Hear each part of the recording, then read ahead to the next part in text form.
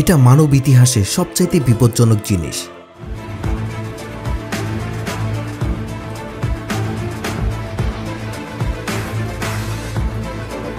আমাদের পুরো ইতিহাসে কোনো অস্ত্র এতটা বিপজ্জনক ছিল না যতটা বিপজ্জনক বর্তমানের এই সাবমেরিন। সাধারণ মানুষের কোনো ধারণাই নেই মানবজাতি কতটা বিপজ্জনক জিনিস বানিয়ে ফেলেছে।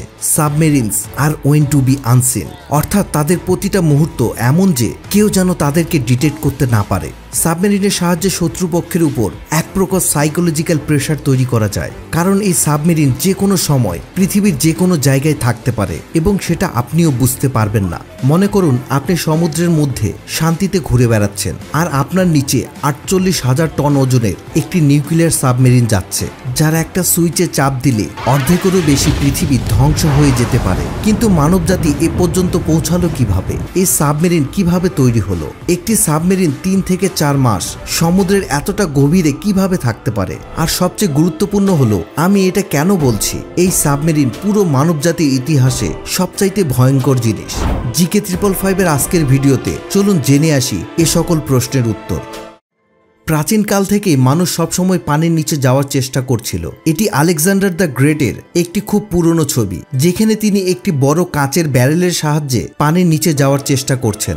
এটি প্রায় 2000 বছর আগের কথা। তারপর 1800 বছর পর লিওনার্দো দা ভিঞ্চি পানির নিচে যাওয়ার একটি ছবি তৈরি করেন। কিন্তু মজার বিষয় হলো, লিওনার্দো এই ধরনের ছবিকে খুব গোপনীয়তার সাথে রেখেছিলেন। আসলে তিনি ভয় পেয়েছিলেন যে মানুষ একে অপরের ক্ষতি করার জন্য এমন শিপকে ব্যবহার করবে। প্রথম ব্যবহারিক সাবমেরিনটি 1620 সালে রাজা প্রথম জেমসের অধীনে নির্মিত হয়েছিল। এটি ডিজাইন করেছিলেন কর্নেলিস ড্রেবেলস।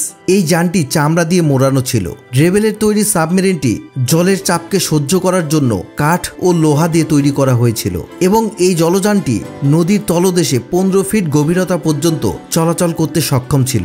তারপর 1775 সালে বিজ্ঞানী ডেভিড বুশল্যান্ড একটি বোট তৈরি করেন, যা দেখতে অনেকটাই এরকম ছিল। এটাকে বলা হয় টার্টল সাবমেরিন এবং এটিই ছিল সামরিক কাজে ব্যবহৃত মানব ইতিহাসের প্রথম কোনো সাবমেরিন। ব্রিটিশ জাহাজের বিরুদ্ধে এই বোটটি ব্যবহার করা হয়েছিল। বোটটির কাজ ছিল 150 পাউন্ডের বোমাকে ওই জাহাজের সাথে বেঁধে রেখে আসা, কিন্তু বোটটি ডুবে যায় এবং পুরো এক্সপেরিমেন্টটি ব্যর্থ হয়। 19 শতকে এই ধারণার উপর কাজ খুব দ্রুত গতিতে চলতে থাকে। একজন জার্মানি বিজ্ঞানী রুডল্ফ ডিজেল একটি ইঞ্জিন আবিষ্কার করেন, যেটা সবকিছুকে বদলে দেয়। এই ইঞ্জিন বাতাস এবং ফসিল ফুয়েলকে মিক্সড করে একটি প্রেসার তৈরি করত। এখানে ছোট একটা বিস্ফোরণ হতো এবং জিনিসপত্র চলতে শুরু করত। আপনি যদি ডিজেল ইঞ্জিন আবিষ্কারের ইতিহাস সম্পর্কে জানতে চান, তবে এই ভিডিওটি দেখে নিতে পারেন। ডিসক্রিপশন বক্সে লিঙ্ক দেওয়া থাকবে। এরপর জার্মানিদের মাথায় একটি আইডিয়া আসে। তারা ভাবে এই ইঞ্জিনকে সাবমেরিনের মধ্যে ব্যবহার করে এখানে থাকা ব্যাটারিগুলোকে এই প্রসেসের থ্রুতে চার্জ করা যাবে। জার্মান বিজ্ঞানী এই আইডিয়ার উপর ভিত্তি করে প্রথম কোনো মডার্ন সাবমেরিন তৈরি করে। এই সাবমেরিনকে ইউবোটস বলা হতো, কিন্তু এর শুধু একটাই সমস্যা ছিল, সেটা হলো এই সাবমেরিনের ইঞ্জিনগুলোর জন্য বাতাসের প্রয়োজন ছিল। কিন্তু পানির নিচে এমন কোনো সিস্টেম না থাকায় জার্মান সাবমেরিনগুলোকে প্রতি 48 ঘন্টা পর পর পানির উপরে আসার প্রয়োজন ছিল।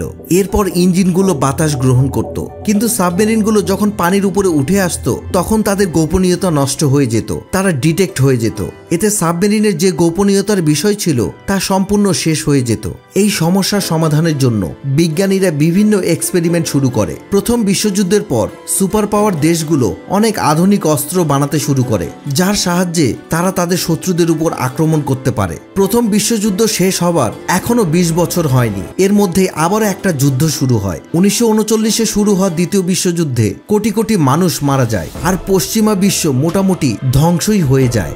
জার্মানি দ্বিতীয় বিশ্বযুদ্ধে হেরে যায় এবং জার্মানির সাবমেরিনগুলো আমেরিকা, ইংল্যান্ড এবং সোভিয়েত ইউনিয়নের আন্ডারে চলে যায়। এই তিনটি দেশ বুঝতে পারে কতটা শক্তিশালী টেকনোলজি তারা পেয়েছে। এখানে একটা বিষয় পরিষ্কার যে যদি কোনো দেশ পৃথিবীতে রাজত্ব কায়েম করতে চায়, তবে তাদেরকে সর্বপ্রথম এই সমুদ্রকেই দখল করতে হবে। আর এটাই সেই টার্নিং পয়েন্ট ছিল, যার পর এই তিনটি দেশ খুব গোপনীয়তার সাথে সাবমেরিন টেকনোলজিতে কোটি কোটি ডলারের ইনভেস্টমেন্ট শুরু করে দেয়। এই সকল ঘটনার মধ্যে 1940 থেকে 1950 পর্যন্ত বিজ্ঞানীরা অ্যাটমকে স্প্লিট করে নিউক্লিয়ার এনার্জি আবিষ্কার করে ফেলেছিল।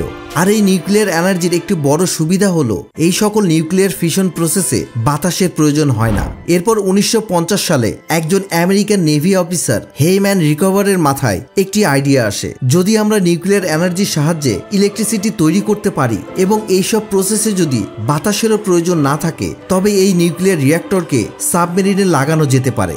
এতে যে সাবমেরিনগুলোকে প্রতি 2 দিন পর পর পানির উপরে আসার প্রয়োজন ছিল সেটা আর প্রয়োজন হবে না। এরপর ইঞ্জিনিয়াররা নিউক্লিয়ার প্লান্ট সাবমেরিনের মধ্যে লাগিয়ে রিকভারের আইডিয়া টেস্ট করে এবং এই এক্সপেরিমেন্টটি ফাইনালি সাকসেসফুল হয় এবং এরপর সবকিছু বদলে যায়। এবার সাবমেরিনকে কিছু সময় পর উপরে বাতাসের সংস্পর্শে আসার প্রয়োজন হয় না। এখন একটা সাবমেরিন 20 বছর পর্যন্ত পানির নিচে থাকতে সক্ষম ছিল। যেহেতু এই সাবমেরিনগুলোতে অনেক মানুষ থাকে এবং তাদের খাবার দাবারেরও ব্যবস্থা করতে হয়, এজন্য প্রতি 3 মাস পর পর সাবমেরিনগুলোকে উপরে আসার প্রয়োজন হয়। সাবমেরিনগুলো উপরে আসার পর এখানে নতুন করে খাবার রিস্টক করা হয় এবং সৈন্যদের গ্রুপ পরিবর্তন করা হয়। অর্থাৎ যে সৈন্যগুলো এতদিন সাবমেরিনে ডিউটি করেছিল তাদেরকে একটি নির্দিষ্ট সময় পর্যন্ত ছুটি দেওয়া হয় এবং নতুন গ্রুপকে সাবমেরিনে ডিউটি দেওয়া হয়। নিউক্লিয়ার রিঅ্যাক্টর লাগানোর পর সাবমেরিনগুলো এবার টানা 3 মাস পর্যন্ত সমুদ্রের গভীরে থাকতে পারত। কিন্তু সোনার টেকনোলজির সাহায্যে সাবমেরিনগুলোকে ডিটেক্ট করা যেত। সোনার আসলে এমন একটি টেকনোলজি যেখানে সাউন্ড ওয়েভের সাহায্যে পানিতে থাকা কোনো বস্তুকে খুঁজে বের করা যায় এবং সে বস্তুটির দূরত্ব নির্ণয় করা যায়। ওই সময় সকল সুপার পাওয়ার দেশগুলো এতটাই অ্যাডভান্স ছিল যে তারা খুব সহজেই সোনার টেকনোলজি ব্যবহার করতে পারত। এই সমস্যাকে সমাধানের জন্য সাবমেরিনগুলোকে রাবার টাইলসের সাহায্যে মোড়ানো হলো।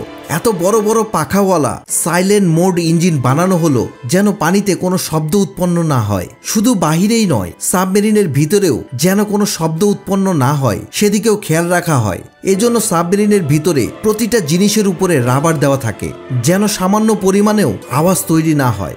সাবমেরিনে থাকা ব্যক্তিদের সাথে বাহিরে দুনিয়ার কোনো যোগাযোগ থাকে না। প্রতিটা সাবমেরিনারকে একটি করে ইমেল অ্যাড্রেস দেওয়া থাকে যেখানে তাদের বাড়ির লোক ইন্টারনেটের মাধ্যমে চিঠি পাঠাতে পারে। এরপর প্রতিটা মেসেজকে একজন ক্রু মেম্বার রিভিউ করে যাতে এমন কোনো ইনফরমেশন বাহিরে না যায় যেটা তারা সাধারণ মানুষের সাথে শেয়ার করতে চায় না। এমনকি সাবমেরিনারদের বাড়ির কোনো ফ্যামিলি মেম্বারের মৃত্যু ঘটলেও সেই খবরটাও ওই ক্রু মেম্বারের শিফট শেষ হওয়ার পরেই দেওয়া হয়। আর এখানে শিফট 2 থেকে 3 মাসের হয়। আসলে এই সাবমেরিনারদের খুব টাফ ডিউটি হয়ে থাকে। এখানে যদি আমরা জার্মানির সেই আগের সাবমেরিনকে আমেরিকার সাবমেরিনের সাথে কম্পেয়ার করি তবে এতটাই পার্থক্য হবে। এই সাবমেরিনগুলো অনেক বড় হয়ে থাকে। যদি আমরা জুম ইন করি তবে আপনি এই ক্রু মেম্বারদের দেখতে পাবেন। এই জায়গাটিতে কিচেন রয়েছে, এটা হলো নিউক্লিয়ার রিঅ্যাক্টর আর এটা ওই এরিয়া যেখানে সকল ক্রু মেম্বাররা ঘুমিয়ে থাকে। আর এখানে যদি আপনি সঠিকভাবে লক্ষ্য করেন তবে দেখতে পাবেন এই ক্রু মেম্বাররা কিছু টিউবের সাথে ঘুমিয়ে আছে। আসলে এই টিউবগুলোতেই নিউক্লিয়ার মিসাইল রয়েছে। এই টিউবের সাহায্যে নিউক্লিয়ার মিসাইলগুলোকে লঞ্চ করা হয়। শুধু একটি আমেরিকান সাবমেরিনের মধ্যে এতগুলো নিউক্লিয়ার মিসাইল থাকে যার সাহায্যে প্রায় অর্ধেক পৃথিবীকেই ধ্বংস করা সম্ভব। এবার যদি আমরা সাবমেরিনের আসল পারপাসের দিকে আসি তবে এটা হলো রিটালিয়েটিং এ নিউক্লিয়ার ফার্স্ট স্ট্রাইক।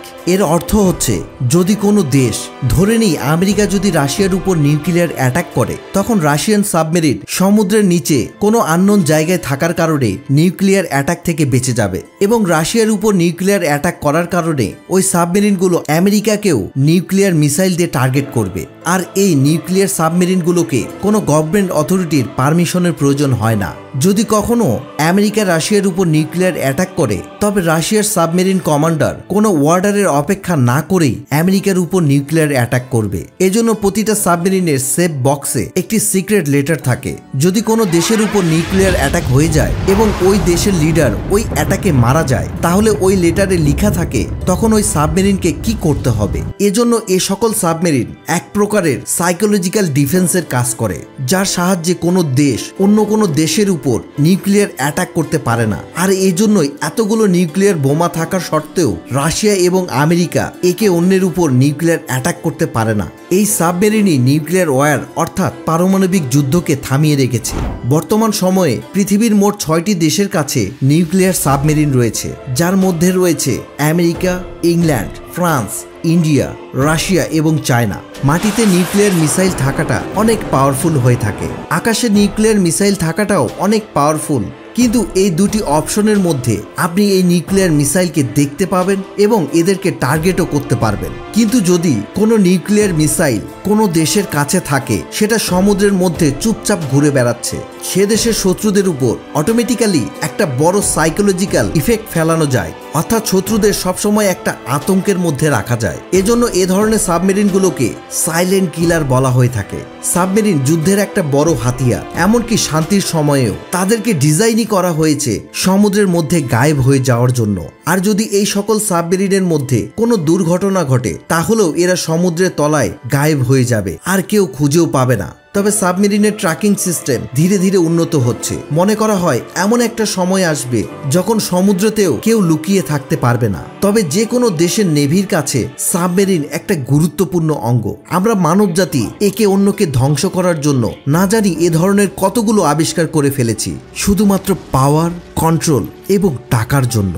ভিডিওটি ইনফরমেটিভ মনে হলে একটা লাইক ও শেয়ার করে দিন। আমাদের চ্যানেলে আপনি নতুন হয়ে থাকলে অবশ্যই সাবস্ক্রাইব করে পাশে থাকা বেল আইকনটি অল করে দিন। আবারও দেখা হবে নতুন কোনো ভিডিওর সাথে। ধন্যবাদ।